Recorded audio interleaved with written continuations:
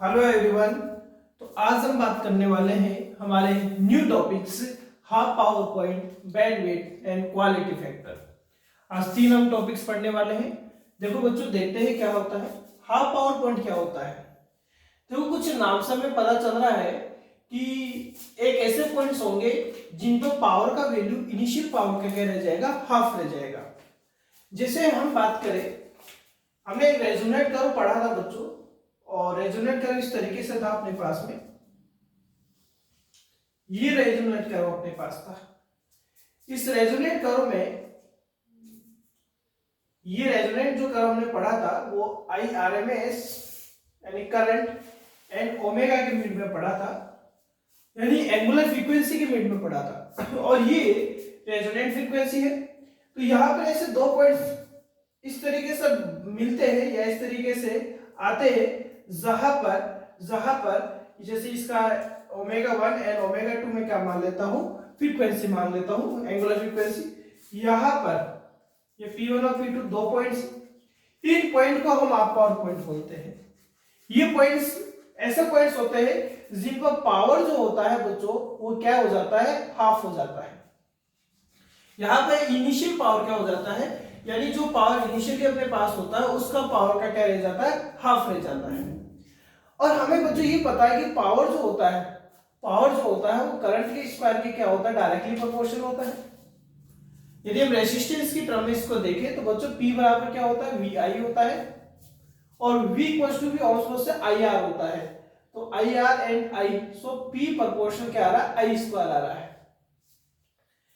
अब यहां पावर तो बच्चों क्या हो रही है, हाफ हो रही है। यदि पावर हाफ हो रही है तो करंट कितना रहेगा, यदि पावर बच्चों हाफ हो रही है तो यहाँ करंट जो रहेगा, यहाँ जो करंट रहेगा वो कितना रहेगा। कौन से पॉइंट की बात कर रहा हूं मैं, हाफ पावर पॉइंट की बात कर रहा हूं।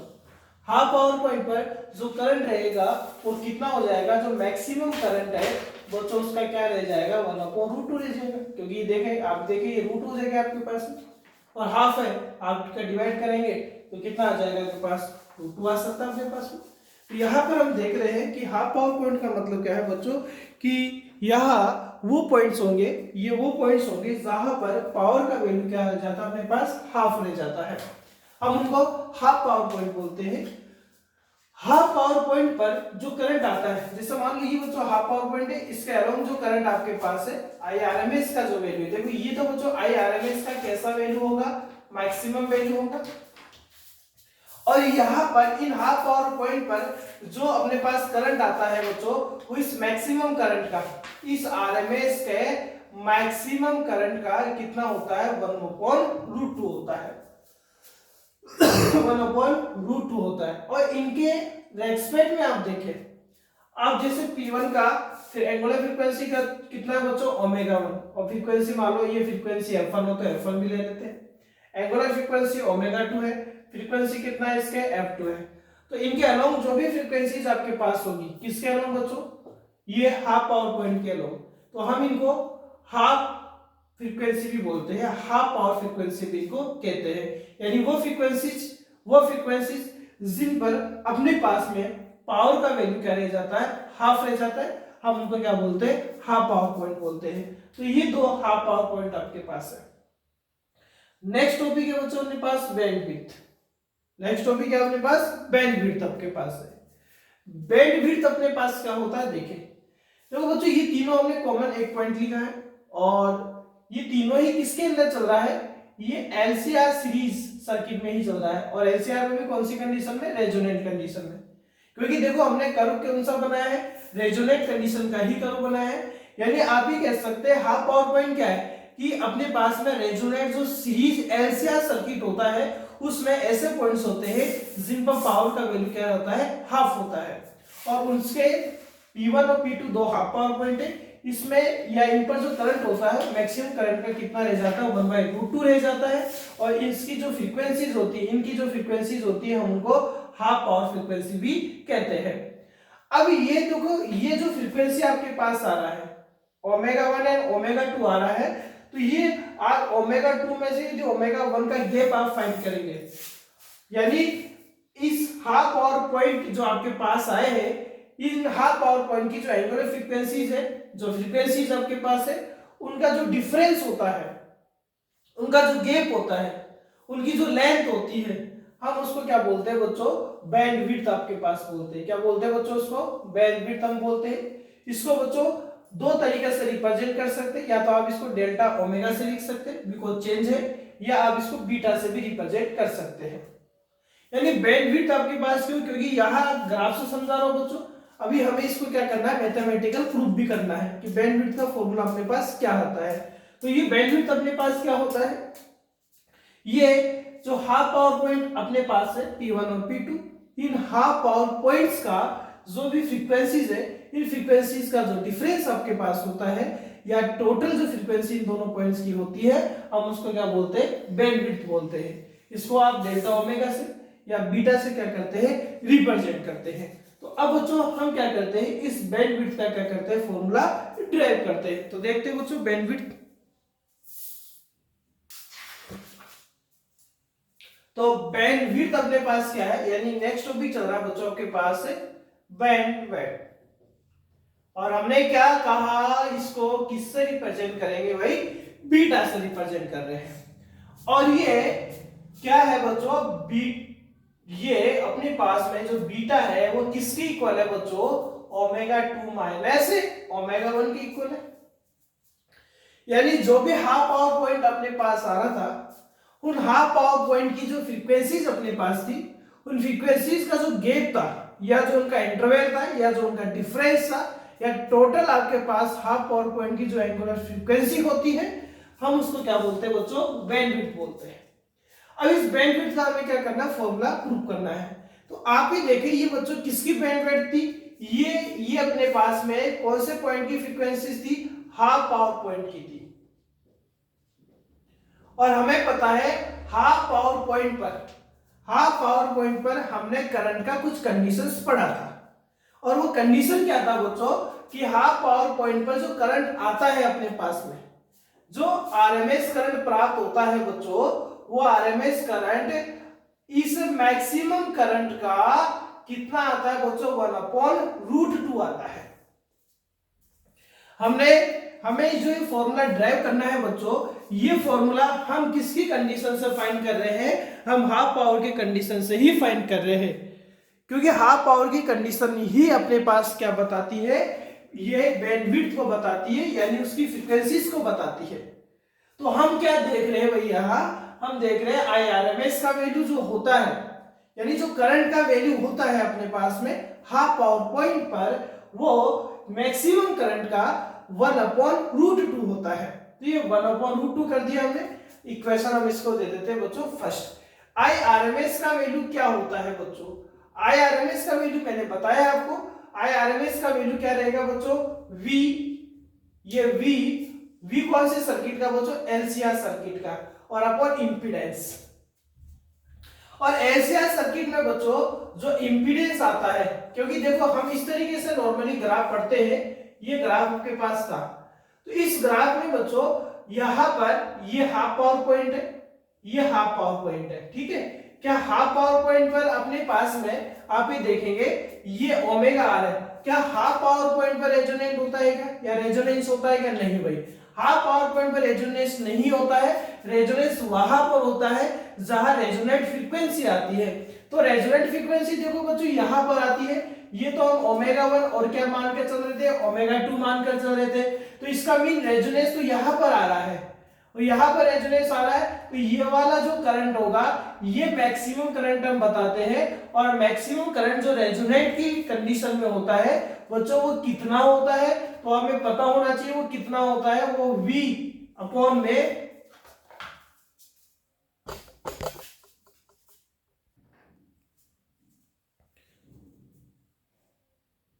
बच्चों जिस पॉइंट पर एक करंट मैक्सिमम आ रहा है, देखो ये पॉइंट करंट ये है आपके पास में, जिस पॉइंट पर करंट मैक्सिमम आता है वो मैक्सिमम वाला पॉइंट ही अपने पास रेजोनेंट को बताता है, रेजोनेंस बताता है। और रेजोनेंस की कंडीशन में अपने पास में जो करंट आता था बच्चों, वो सर्किट में मैंने बताया था वो किसके इक्वल आता था, V/R के इक्वल आता था। यानी यदि हम नॉर्मली बात करें तो ये तो देखो बच्चों हाफ पावर पॉइंट है, इस हाफ पावर पॉइंट पे करंट का वैल्यू बच्चों मैंने IRMS ले लिया है। लेकिन ये वाला जो कंडीशन है, ये वाला कंडीशन रेजोनेंस का कंडीशन होता है, और रेजोनेंस के कंडीशन पर अपने पास में करंट, मैक्सिमम करंट कितना प्राप्त होता है, V/R के इक्वल प्राप्त होता है। V वोल्टेज है LCR सर्किट में, टोटल वोल्टेज है, तो ये टोटल वोल्टेज और रेजिस्टेंस के इक्वल आता है। क्योंकि रेजोनेंस का कंडीशन हमने बताया था कि रेजोनेंस के कंडीशन में XL और XR इक्वल होते हैं। XL और XC इक्वल होने पर अपने पास में इंपीडेंस का जो टर्म आता था, ये इंपीडेंस का टर्म होता था, उसको हमने कितना कर दिया था, यहाँ 0 कर दिया था, तो टोटल केवल R ही वैल्यू अपने पास बच रहा था। ये मैंने आपको रेजोनेंस में समझा दिया था अच्छे से, ठीक है। क्योंकि देखो बच्चों, रेजोनेंस होता है R² plus XL minus XC का स्क्वायर, और रेजोनेंस की कंडीशन में जो वोल्टेज आता था वो आता था V/Z के इक्वल। और रेजोनेंस तब होता था तब ये दोनों इक्वल होते थे, और ये दोनों इक्वल होने पर Z किसके इक्वल आ गया था, R के इक्वल आ गया था। तो ये मैक्सिमम करंट, ये जैसे ये मिनिमम हो गया, ये मिनिमम हो गया, और ये मिनिमम किसके इक्वल हो गया, R के, तो तभी तो करंट मैक्सिमम आता था अपने पास में। तो आप एक बार रेजोनेंस वाला जो मेरा वीडियो को देख सकते हैं, मैंने अच्छे से एक्सप्लेन कर रखा है। तो यानी कहने का मीन क्या है बच्चों, कि इन पॉइंट्स पर P1 और P2 पर कोई रेजोनेंस नहीं हो रहा है, तो P1 और P2 पर करंट का वैल्यू हमने कितना ले लिया, IRMS ले लिया है। और ये IRMS का वैल्यू जो होता है बच्चों, ये मैक्सिमम करंट का, और मैक्सिमम करंट कहाँ प्राप्त होता है, रेजोनेंस में प्राप्त होता है। तो उस रेजोनेंस का जो करंट है, उस रेजोनेंस का जो करंट है, देखिए उस रेजोनेंस करंट का भी कितना होता है, 1/√2 होता है। देख सकते हैं, यह मैक्सिमम रहेगा, थोड़ा कम ही रहेगा, कितना गुना कम रहेगा, √2 गुना कम रहेगा। यानी हम ही कह सकते हैं, बच्चों कि यहाँ IRMS क्या है, रेजोनेंस की कंडीशन नहीं है, तो रेजोनेंस की कंडीशन में IRMS का वैल्यू कितना है, VLCR/Z, और Z क्या है, इंपीडेंस ये रहा बच्चों, क्या है बताइए, R² plus XL minus XC का होल स्क्वायर रहेगा। इक्वेशन नंबर क्या आ गया बच्चों, सेकंड आ गया। और मैक्सिमम करंट, जो मैक्सिमम करंट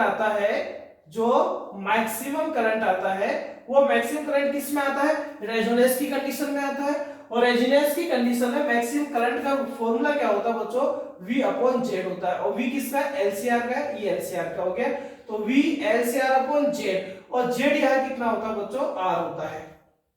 ये हमने समझाया था भाई कि रेजोनेंस की कंडीशन में जो करंट आता है उसमें Z मिनिमम हो जाता है, इसलिए तो ये करंट मैक्सिमम होता है, और Z मिनिमम ओनली किसके इक्वल होगा, R के इक्वल होगा, क्योंकि ये पोर्शन तो इक्वल हो जाता है। इसलिए आपके पास में ये वाला जो वैल्यू है, मतलब ये वाला जो वैल्यू है बच्चों को, तो ये रहेगा, और ये मैक्सिमम करंट का वैल्यू रेजोनेंस की कंडीशन में कितना रहेगा आपके पास में, यानी इक्वेशन नंबर अपने पास कितना हो चुका है, 2 हो चुका है, और ये इक्वेशन नंबर कितना हो गया आपके पास, 3 हो चुका है। इक्वेशन सेकंड और थर्ड से आप वैल्यू किसमें पुट कर देंगे, फर्स्ट में वैल्यू पुट कर देते हैं। तो देखिए आप इस IRMS का वैल्यू कितना बच्चों, VLCR, और अपॉन क्या होगा बच्चों, अपने पास होगा R² plus XL minus XC का होल स्क्वायर। सेकंड सा रख दिया हमने। ये मैक्सिमम करंट कितना रहेगा, VLCR अपॉन कितना रहेगा, देखो √2, ये √2, और ये क्या हो गया, R हो गया। क्लियर भाई, अब हमने वैल्यू रख दिया। अब वैल्यू रखने के बाद आप देखिए VLCR यानी वोल्टेज से वोल्टेज क्या हो रहा है बच्चों, कैंसिल आउट हो रहा है, तो वोल्टेज से वोल्टेज को आप कैंसिल आउट कर दीजिए, तो केवल और केवल ये वाला टर्म रहेगा, कौन सा, R² plus XL minus XC का होल स्क्वायर इक्वल टू क्या रहेगा बच्चों, √2R रहेगा। ठीक है, अब आगे देखते हैं। अब आगे हम इसे क्या कर देते हैं, और सोल्व कर देते हैं। देखो सोल्व कैसे करते हैं, अच्छे से समझेंगे आप। ये रूट है, दोनों साइड स्क्वायर ले लेते हैं, स्क्वायर लेंगे तो ये क्या रहेगा, R² plus XL minus XC का होल स्क्वायर। ठीक है, और इसका स्क्वायर करेंगे तो √2 का स्क्वायर 2 हो जाएगा, और R का स्क्वायर क्या हो जाएगा, R² हो जाएगा। अच्छा, ये R² उधर गया तो माइनस का हुआ, तो ओनली R² रह जाएगा। एक्सएल बच्चों क्या होता है, एक्सएल होता है L ओमेगा होता है, और XC क्या होता है, 1/C ओमेगा होता है। तो यहाँ पर एक्सएल का वैल्यू हम L ओमेगा पुट कर देते हैं, और XC का वैल्यू 1/C ओमेगा पुट कर देते हैं। इसका स्क्वायर इक्वल टू क्या रहेगा, R² रहेगा। स्क्वायर से आप दोनों का स्क्वायर रूट यदि लेते हैं तो बताइए क्या हो जाएगा, प्लस माइनस R हो जाएगा। ये क्वेश्चन नंबर क्या आ गया, 4 आ गया। यानी एक बार हम रेजिस्टेंस पॉजिटिव में और एक बार किस में ले रहे हैं, नेगेटिव में ले रहे हैं। देखिए किस तरीके से हमने ग्राफ क्या पढ़ा है, हमने ग्राफ इस तरीके से पढ़ा है और ये हाफ पावर पॉइंट्स अपने पास होते हैं, ये हाफ पावर पॉइंट्स है, P1 है और कौन से बच्चों P2 है। एक पर फ्रीक्वेंसी ओमेगा 1 है और एक पर फ्रीक्वेंसी कितनी थी, ओमेगा 2 है। हम क्या कर रहे हैं यहाँ पर, हम क्या कर रहे हैं, एक बार तो बच्चों हम फ्रीक्वेंसी ओमेगा 1 लेंगे, ओमेगा की जगह हम ओमेगा 1 का यूज करेंगे और एक बार हम ओमेगा की जगह के किसका यूज करेंगे, ओमेगा 2 का यूज करेंगे। और मैं ये एज्यूम कर लेता हूं कि ओमेगा जब अपने पास वैन ओमेगा किसके इक्वल है, ओमेगा 1 के इक्वल है। जब अपने पास ओमेगा किसके इक्वल है, ओमेगा 1 के इक्वल है, मतलब ये वाला, तो इस कंडीशन में रेजिस्टेंस कितना हो गया, -r हो गया। क्योंकि रेजिस्टेंस क्या होगा बच्चों, -r से +r होगा, तो -r से यदि +r होगा तो यहाँ पर रेजिस्टेंस हमने कितना अज्यूम कर लिया, -r। तो ये L ओमेगा की जगह ओमेगा 1 -1/c ओमेगा 1 और ये क्या हो गया, -r। इक्वेशन नंबर क्या आ गया, 5th आ गया अपने पास में। इक्वेशन नंबर क्या आ चुका है, 5th आ चुका है। अब हम देखें यहाँ ये जब फ्रीक्वेंसी ये ओमेगा जब ओमेगा 1 के इक्वल था तो रेजिस्टेंस -r हो गया। अब यदि अपने पास में ओमेगा किसके इक्वल हो, व्हेन ओमेगा ओमेगा 2 के इक्वल हो, तो यहाँ तो रेजिस्टेंस हमने -r माना है, तो यहाँ रेजिस्टेंस क्या हो गया, +r। ये रेजिस्टेंस यहाँ +r हो गया। सो अपने पास में क्या हो जाएगा बच्चों, L ओमेगा ओमेगा की जगह ओमेगा 2 -1/c ओमेगा 2 और ये प्लस का r हो गया। तो ऐसे दो इक्वेशन और आ गई अपने पास में। अब हम क्या करेंगे, अब हमारा जो रिजल्ट चाहिए, क्योंकि हमें क्या रिजल्ट फाइंड करना है बच्चों, ओमेगा 2 - ओमेगा 1 फाइंड करना है। और इस रिजल्ट के लिए क्या करेंगे, एक बार इन दोनों इक्वेशन को हम ऐड कर देंगे 5th और 6 को, और एक बार हम इक्वेशन 6 में से 5 को क्या कर देंगे, माइनस कर देंगे। तो हमारा जो रिजल्ट है ओमेगा 2 - ओमेगा 1 वाला, वो हमें क्या हो जाएगा, फाइंड हो जाएगा। क्लियर है बच्चों ये बात आपके पास में, ठीक है। अब हम क्या करते हैं, ऐड करते हैं सबसे पहले इक्वेशन 5 में। बच्चों इक्वेशन 5 में इक्वेशन नंबर 6 को क्या कर देते हैं, ऐड कर देते हैं। जैसे आप ऐड करेंगे तो आप ये देखेंगे, चलो मैं एक बार इधर से हटा देता हूं, साफ कर देता हूं, ताकि हमें समझ में और अच्छे से आ जाए। हाँ भाई देखें भाई बच्चों, तो अब क्या कर रहे हैं, 5th और 6th को ऐड कर रहे हैं। तो ऐड करेंगे तो लेफ्ट पोर्शन बच्चों लेफ्ट पोर्शन में ऐड कर दीजिए, राइट पोर्शन राइट पोर्शन में ऐड कर दीजिए। लेफ्ट पोर्शन में क्या आ रहा है, L ओमेगा 1 - 1/c ओमेगा 1, और इसमें ऐड कौन हो रहा है बच्चों अपने पास में, इसमें ऐड हो रहा है L omega 2 - 1/c omega 2। Right side में -r में किसको ऐड करना है, +r को, तो 0 हो जाएगा बच्चों, ये तो अपने पास में है। अब देखें ये L वाले पोर्शन को आप कॉमन ले लेते हैं, L ओमेगा 1 L ओमेगा 2, चलो L कॉमन ले लेते हैं, तो क्या रहेगा बच्चों, ओमेगा 1 प्लस ओमेगा 2 रहा। नेक्स्ट हम देखें, देखो बच्चों माइनस माइनस कॉमन आ सकता है, और ये क्या है 1/c भी कॉमन आ रहा है, तो बच्चों -1/c कॉमन आ गया, तो यहाँ क्या रहेगा 1/ओमेगा 1 प्लस 1/ओमेगा 2 रहेगा, और ये 0 आ गया। तो यहाँ L omega 1 plus omega 2 minus 1/c, ठीक है। अब हम क्या करते हैं, यहाँ एलसीएम ले लेते हैं, दोनों का एलसीएम क्या आ रहा है बच्चों, ओमेगा 1 ओमेगा 2 आ रहा है, तो यहाँ पर क्या आ जाएगा, ओमेगा 1 प्लस ओमेगा 2 या ओमेगा 2 प्लस ओमेगा 1। अब इन दोनों पोर्शन से भी अगेन कॉमन कौन आ रहा है, ओमेगा 1 प्लस ओमेगा 2 या कॉमन आ रहा है, तो कॉमन ले लीजिए आप, ये कॉमन आ गया। यहाँ क्या रहा, L रहा, यहाँ क्या रहेगा बच्चों 1/c ओमेगा 1 ओमेगा 2 रहेगा, इक्वल टू कितना आ गया, 0 आ गया। क्लियर है भाई यहाँ तक। अब आगे देखते हैं, अब यहाँ से हमारे पास कॉमन आ गया, तो ये पोर्शन यहाँ उठाकर फेंक दो भाई। अब ये 0 के बाद उछलकर गिरेगा तो खुद क्या हो जाएगा, 0 हो जाएगा, ठीक है, खुद 0 हो गया भाई अपने पास।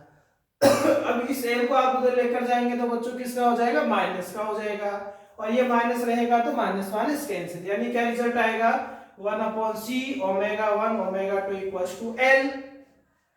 अब c को भी आप उधर ले जाइए तो 1/ω1 ω2 इक्वल्स टू क्या आएगा बच्चों, lc आएगा।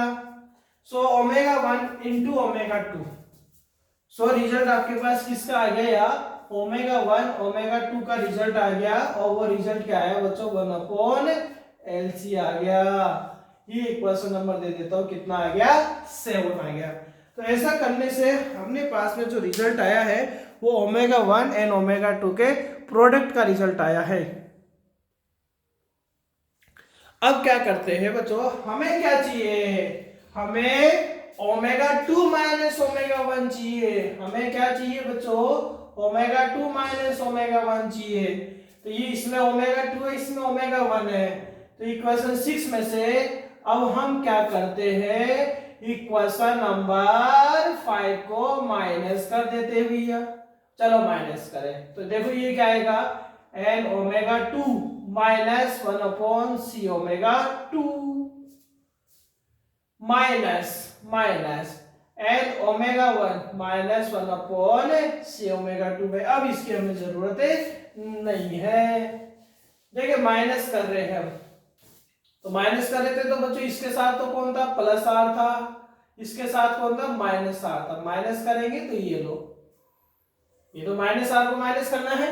तो यहां देखे सोल्व करते हैं तो देखो बच्चों यहां और यहां से कुछ कॉमन आ गया, अगेन एल कॉमन आ गया, और ω2 माइनस ω1 रह जाएगा। चलो एक स्टेप और लिख देते हैं, ठीक है, एक स्टेप लिख देते हैं, एल ω2 माइनस 1/c ω2, ये माइनस एल ω1 बच्चों माइनस माइनस प्लस क्या आ जाएगा, 1/c ω2 आ जाएगा, और ये क्या आ जाएगा, plus r minus minus plus, तो 2r आ गया। तो यहाँ अब इन दोनों पोर्शन में देखेंगे तो l कॉमन आ गया, क्या रहा, ω2 माइनस ω1 रहा। यहाँ देखिए बच्चों और कॉमन ले लीजिए, प्लस 1/c को कॉमन ले लेते हैं, दोनों में माइनस माइनस प्लस प्लस नहीं, ओनली 1/c कॉमन ले लिया। तो 1/c कॉमन लेंगे तो यहाँ कौन रहेगा, ये ω1 है भाई, ये ω1 है, ठीक है। तो यहाँ एलसीएम कितना आएगा, ω1 एंड ω2 आ जाएगा।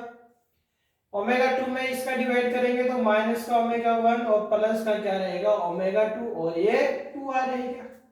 तो देखिए अगेन कॉमन आ रहा है, ω2 माइनस ω1 कॉमन आ रहा है, और इसी का वैल्यू हमें फाइंड आउट करना है। तो ω2 माइनस ω1 कॉमन ले लीजिए, क्या रहा, l प्लस 1/c। अब देखिए c के साथ बच्चों कौन है, ω1 इंटू ω2 भी है, और ω1 इंटू ω2 हम पढ़ चुके हैं, क्या है, 1/lc है। तो ये क्या आ गया, 1/lc आ गया। ये कितना आ गया, 2r आ गया। एक c से एक c को उड़ा दिया हमने, उड़ाया तो क्या रहा बच्चों, ω2 माइनस ω1 l को ऊपर पहुंचा दीजिए। चलो लिख देता हूं, तो l को ऊपर पहुंचाएंगे तो l प्लस l हो जाएगा, और ये क्या हो जाएगा, 2r हो जाएगा। अब इसको सोल्व करते हैं तो देखिए आपके पास रिजल्ट क्या आएगा, रिजल्ट आएगा ω2 माइनस ω1 और 2l और 2r, 2 से 2 कैंसिल क्या आएगा बच्चों, r/l आएगा। और ω2 माइनस ω1 बीटा बैंडविड्थ होता है, तो यह किसके इक्वल आया बच्चों, r/l के इक्वल आया। यानी जो हाफ पावर पॉइंट होता है उनके रेस्पेक्ट में जो भी फ्रीक्वेंसीज आती है उनका जो डिफरेंस होता है, जिसे हम क्या बोलते हैं बच्चों, बैंडविड्थ बोलते हैं। और रेसिस्टेंस, वो रेसिस्टेंस और इंडक्टिव जो रिएक्टेंस होता है L, उसके क्या होता है आपके पास, इंडक्टिव रिएक्टेंस सॉरी जो अपने पास में इंडक्टेंस होता है, जो रेसिस्टेंस होता है, जो रेसिस्टेंस होता है, और L को क्या बोलते हैं बच्चों, सेल्फ इंडक्टेंस बोलते हैं हम। ये सेल्फ इंडक्टेंस होता है, इन दोनों के रेशियो के क्या होता है, इक्वल आता है।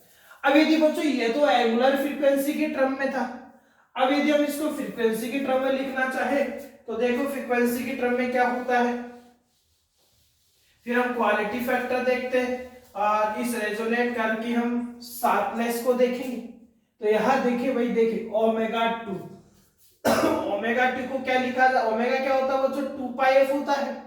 2 है तो ये भी 2 कर दीजिए। ओमेगा 1 क्या होगा बच्चों, 2πf1 होगा। ये वैल्यू यहाँ पुट कर दीजिए तो क्या आएगा अपने पास में, 2πf2 minus 2πf1 equals to RYL। 2 pi common आ गया और कॉमन आएगा तो इसके डिवाइड में आ जाएगा, क्या रहेगा, R2πL रहेगा। यानी ये F2 माइनस F1 भी यहाँ क्या रहेगा, R/2πL रहेगा। तो बच्चों ये अपने पास क्या है, बैंडविड्थ है जो रेजिस्टेंस और सेल्फ इंडक्टेंस के रेशियो के इक्वल आता है। अब हम पढ़ेंगे बच्चों क्वालिटी फैक्टर।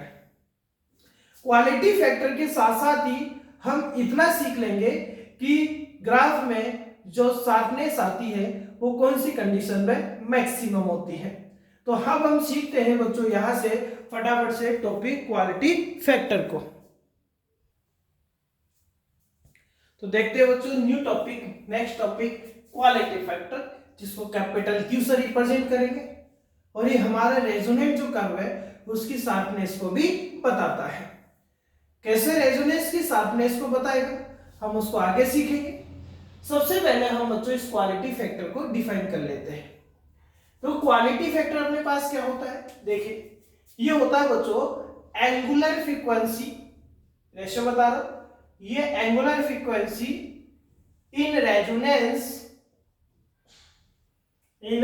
रेजोनेंस और जो बैंडविड्थ पढ़ते थे बच्चों हम अभी पढ़ा है हमने, इन दोनों का रेशियो होता है भाई।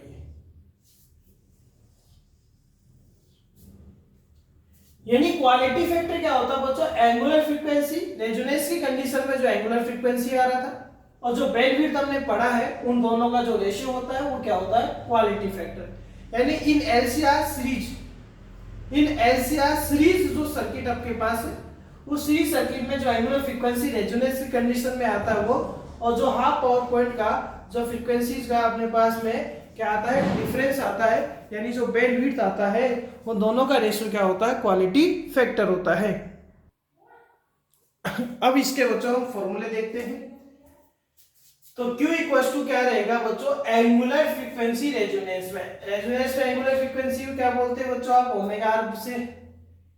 बैंडविड्थ क्या है अभी पढ़ा, ओमेगा 2 माइनस ओमेगा 1 से।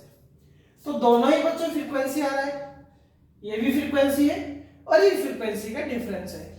तो क्वालिटी फैक्टर बच्चों कैसा होता है, यूनिट लेस होगा और डायमेंशन लेस होगा। ये यूनिट लेस और क्या होता है, डायमेंशन लेस होता है। अब हम इसके और फॉर्मूले देखते हैं जिससे न्यूमेरिकल भी सोल्व होगा और हम ग्राफ की शार्पनेस को भी डिफाइन करेंगे। तो यहां हमें देखे, हमें पता है बच्चों कि ओमेगा आर क्या होता है, तो ये बच्चों 1/√LC होता है। रेजोनेंस की कंडीशन में एंगुलर फ्रीक्वेंसी कितना होता है, 1/√LC होता है। L self inductance, C capacitor होगा और ओमेगा 2 माइनस ओमेगा 1 अभी हमने पढ़ा है किसके इक्वल आता है बच्चों, R/L के इक्वल आता है। सो इक्वेशन नंबर कितना आ गया, थर्ड आ गया। और आप सेकंड इक्वेशन को और थर्ड इक्वेशन को आप इंप्लीमेंट कर देंगे बच्चों फर्स्ट में। यानी सेकंड इक्वेशन से और थर्ड इक्वेशन से हम वैल्यू किस में पुट कर रहे हैं बच्चों, फर्स्ट इक्वेशन में वैल्यू को पुट करते हैं। तो इस वैल्यू को जैसे पुट करते हैं तो देखो क्या आता है रिजल्ट अपने पास में, Q equals to omega r. और ओमेगा आर क्या है अपने पास में, ओमेगा आर है 1/√LC है। ओमेगा 2 माइनस ओमेगा 1 बैंडविड्थ है जिसका फॉर्मूला क्या है बच्चों, R/L है। इसको सोल्व करके लिखता हूं मैं, L ऊपर जा चुका है तो ये 1/R और ये क्या रहेगा L और ये √LC। अभी और चेंज करते हैं इसको, Q इक्वल्स टू क्या रहेगा 1/R। बच्चों इस L को क्या लिख सकता हूं मैं, √L इंटू √L लिख सकता हूं और ये क्या हो गया अपने पास, √LC हो गया। एक सिंगल √L से एक सिंगल √L कैंसिल आउट हो सकता है, ये कैंसिल हुआ तो Q इक्वल्स टू क्या रहेगा 1/R और ये √L से √L कैंसिल तो क्या रहेगा अपने पास L/C रहेगा। एनसीईआरटी में बच्चों क्वेश्चन दिया हुआ भी है जिसमें Q वैल्यू आपसे पूछा, 5th या 6th नंबर का क्वेश्चन होगा, देख लेना। उसमें रेजिस्टेंस गिवन है, L गिवन है, C गिवन है। तो Q वैल्यू इन तीनों के टर्म में, किस किस की टर्म्स में आपको, आर की टर्म में, एल की टर्म में और सी की टर्म में फाइंड करना हो तो हम ये फॉर्मूले का यूज करेंगे। अब नेक्स्ट फॉर्मूला हम देखते हैं और भी, ठीक है। ओमेगा आर तो क्या है आपके पास में, एज इट इज रहने देता हूं मैं, और ओमेगा 2 माइनस ओमेगा 1 रखता हूं तो एक न्यू फॉर्मूला बनेगा। देखो Q इक्वल्स टू क्या है, ओमेगा आर। ओमेगा आर बच्चों एज इट इज रहने देता हूं, ओमेगा 2 माइनस ओमेगा 1, और ओमेगा 2 माइनस ओमेगा 1 का वैल्यू पुट कर देता हूं, आर अपॉन एल होता है। ये ऊपर गया आपके पास में, तो Q इक्वल्स टू क्या रहेगा बच्चों, एल ओमेगा आर और आर रहा। अब हमें ये पता है, हमें क्या पता है कि देखो बच्चों एक्सेल जो होता है, एक्सेल, इस एक्सेल को हम क्या बोलते हैं, इंडक्टिव रिएक्टेंस बोलते हैं। ये इंडक्टिव रिएक्टेंस होता है। ये एक्सेल जो होता है वो किसके इक्वल होता है, एल ओमेगा के इक्वल होता है। तो ये देखो एल ओमेगा ही तो आ रहा है, लेकिन ये कौन सी कंडीशन में आ रहा है, रेजोनेंस की कंडीशन। और रेजोनेंस की कंडीशन में हमें ये पता है, क्या पता है हमें ये पता है कि जो एक्सेल होता है वो एक्ससी के इक्वल होता है। एक्सेल किसके इक्वल होता है, एक्ससी के इक्वल होता है। मीन एल ओमेगा किसके इक्वल होगा बच्चों, 1 अपॉन सी ओमेगा के इक्वल होगा। और रेजोनेंस की कंडीशन में ये आपके पास ये रहेगा। तो इसका मीन एल ओमेगा आर को हम क्या लिख सकते हैं बच्चों, एक्सेल लिख सकते हैं। और ये एक्सेल कौन सी कंडीशन का, रेजोनेंस की कंडीशन का, तो ऐसे हम बेस में क्या लिख देंगे, आर लिख देंगे। और ये एक्सेल जो होगा वो एक्सी के भी क्या हो सकता है, इक्वल हो सकता है। तो रेजोनेंस की कंडीशन में हम इस एल ओमेगा आर को यहां से 1 अपॉन सी ओमेगा आर भी पुट कर सकते हैं। सो एक न्यू फॉर्मूला क्या बन रहा है अपने पास, एक्सेल कौन सी कंडीशन का, आर कंडीशन का, और अपॉन आर। आर यहाँ क्या है, रेजोनेंस है। इन दोनों का रेशियो भी अपने पास किसके इक्वल आ रहा है, क्वालिटी फैक्टर के इक्वल आ रहा है, यानी क्यू के इक्वल आ रहा है। अब फटाफट से बच्चों हम क्या करते हैं, जो रेजोनेट कर्व अपने पास आया था उस रेजोनेट कर्व का हम क्या करते हैं, शार्पनेस देखते हैं कि वो कौन सी कंडीशन में अपने पास ज्यादा शार्प आपको दिखेगा। तो ये बच्चों अपने पास में रेजोनेट कर्व, हमने 2 कर्व बनाए हैं। ये कर्व है फर्स्ट है, और ये रेजोनेंस की कंडीशन का कर्व कौन सा है, सेकंड है। हमें यहां ये बताना है कि कौन सा कर्व अपने पास ज्यादा शार्प है, और उसमें रेजोनेंस की कंडीशन में अपने पास में क्वालिटी फैक्टर किसका ज्यादा, रेजोनेंस किसका ज्यादा, बैंडविड्थ किसका ज्यादा या कम आपके पास है। तो हम इसका एक कॉन्सेप्ट दिमाग में लेते हैं, और हमें देखो वैसे पता चल पा रहा है, क्या पता चल पा रहा है कि वो जो कर्व फर्स्ट है उसका जो शार्पनेस है, देखो ये शार्पनेस, ये इसकी शार्पनेस, ये इसकी शार्पनेस, देखो किसकी शार्पनेस आपको ज्यादा दिखाई दे रही है, तो कर्व फर्स्ट की जो शार्पनेस है वो कर्व सेकंड की कंपैरिजन में क्या है, बहुत ज्यादा है।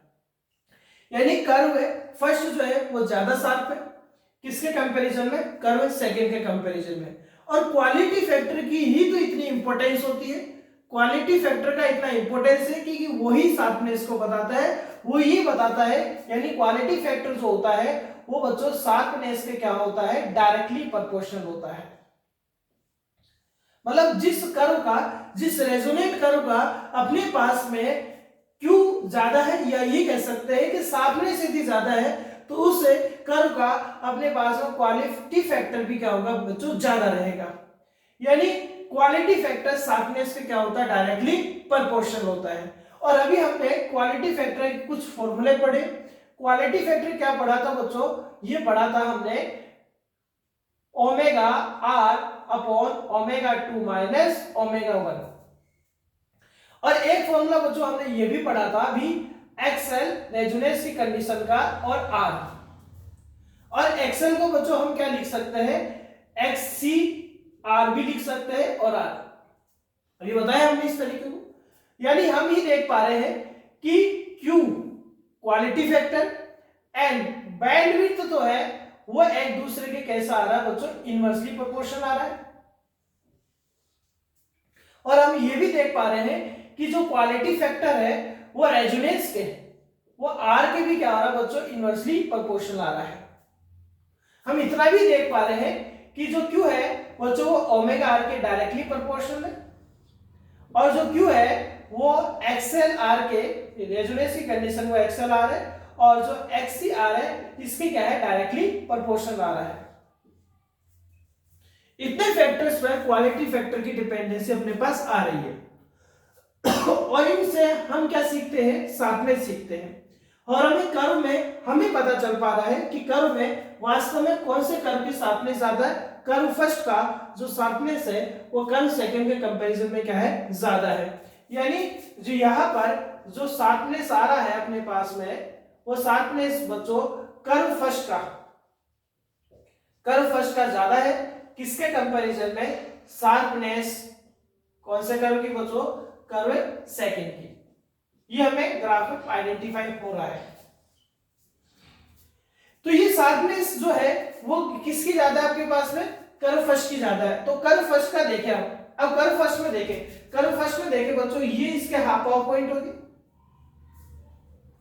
और इन हाफ पावर पॉइंट की ये क्या हो चुकी है, बैंडविड्थ हो चुकी है ओमेगा 1 एंड ओमेगा 2 का डिफरेंस। ओमेगा 1 एंड ओमेगा 2 यहां पर दो, यहां इसके हाफ पावर पॉइंट कहां रहेंगे बच्चों, इसका हाफ पावर पॉइंट कहां देंगे, इसके कर्व में देंगे। इसका कर्व ये आपके पास ये आ गया, एक हाफ पावर पॉइंट ये मान लेता हूं, एक हाफ पावर पॉइंट इसका मैं ये मान लेता हूं। यहां देखिए इसके हाफ पावर पॉइंट को मैं मान लेता हूं ओमेगा 3 और कितना ओमेगा 4 है। अब हमें यहां से क्या पता चल पा रहा है, क्या ये हमारे कंडीशन को फाइंड कर पा रहा है, ये क्या है वास्तव में हमारी कंडीशन को सही कर पा रहा है। क्योंकि हमें ये पता है कि शार्पनेस क्योंकि तो डायरेक्टली प्रोपोर्शनल है, बट बैंडविड्थ के क्या होता है, इनवर्सली प्रोपोर्शनल होता है। तो यहां हम ये कह सकते हैं, क्या कह सकते हैं कि यदि देखो Q ज्यादा हो रहा है, Q ज्यादा है तो शार्पनेस ज्यादा होगा, और बैंडविड्थ जो है बीटा क्या होगा बच्चों, कम होगा, और रेसिस्टेंस भी क्या होगा, कम होगा। रेसिस्टेंस भी कम होगा। फर्स्ट वाले कर्व का रेसिस्टेंस बच्चों R1 मान लेता हूं, सेकंड वाले कर्व का रेसिस्टेंस R2 मान लेते हैं। तो यहां से हम क्या देख पा रहे हैं, यहां से हम देख पा रहे हैं कि बैंडविड्थ किसका कम है। तो देखो कर्व है फर्स्ट का बैंडविड्थ तो क्या रहेगा बच्चों, ओमेगा 2 माइनस ओमेगा 1 रहेगा, और ये भी मानता हूं बच्चों बीटा फर्स्ट है, बीटा क्या है, फर्स्ट है। इसी तरीके से सेकंड वाले का जो अपने पास में बैंडविड्थ रहेगा, बीटा सेकंड मान लेता हूं, क्या रहेगा बच्चों, ओमेगा 4 और ओमेगा 3 रहेगा। और हम देख पा रहे हैं कि बच्चों ये जो डिस्टेंस है, जो ये गैप है वो तो बीटा सेकंड का है, और ये वाला जो आपके पास में बैंडविड्थ है वो किसका है, बीटा फर्स्ट का है। तो हमें खुद को ही पता चल पा रहा है कि बीटा जो सेकंड है, यानी जो बीटा सेकंड है वो ज्यादा है किसके कंपैरिजन में, बीटा फर्स्ट के कंपैरिजन में। यानी फर्स्ट का बैंडविड्थ कम आ रहा है, तो देखो वास्तव में कम आ रहा है, तो बैंडविड्थ कम होगा तभी तो शार्पनेस ज्यादा होगा। तो फर्स्ट का बैंडविड्थ भी कम है, बैंडविड्थ कम होने पर उसका रेजोनेंस भी क्या माना जाएगा, कम माना जाएगा। यानी यहाँ पर जो R1 है बच्चों वो कम है किसके कंपैरिजन में, R2 के कंपैरिजन में, इस R2 के कंपैरिजन में। तो ये सारी बातें अपने पास दिमाग में रखनी है कि क्वालिटी फैक्टर ज्यादा होने पर शार्पनेस ज्यादा होगी, वहां बैंडविड्थ कम होगी, और उस कर्व का रेजोनेंस क्या होगा, कम होगा आपके पास में, सॉरी रेसिस्टेंस क्या होगा, कम होगा अपने पास में। दूसरी बात हम बात करें, क्या बात कर रहे हैं कि देखो हमने ओमेगा आर तो दोनों का सेम लिया है, हमने ओमेगा आर तो सेम लिया है, दोनों का रेजोनेंस फ्रीक्वेंसी तो यहां सेम ले रखा है। तो कहने का मीन क्या है कि हमने यहाँ पर क्या प्रूव किया है कि क्वालिटी फैक्टर की शार्पनेस जो है वो दोनों एक दूसरे के क्या होता है, डायरेक्टली प्रोपोर्शनल होता है। क्वालिटी फैक्टर शार्पनेस एक दूसरे के डायरेक्टली प्रोपोर्शनल होता है। अच्छा, इसका यूज कहाँ किया जाता है, इसका यूज बच्चों रेडियोग्राफी में ट्यूनिंग के लिए मेनली किया जाता है। इसका यूज रेडियोग्राफी में किसके लिए किया जाता है, ट्यूनिंग के लिए किया जाता है। तो बच्चों ये आज की हमारे तीनों टॉपिक्स जो थे वो हमने कंप्लीट कर दिए।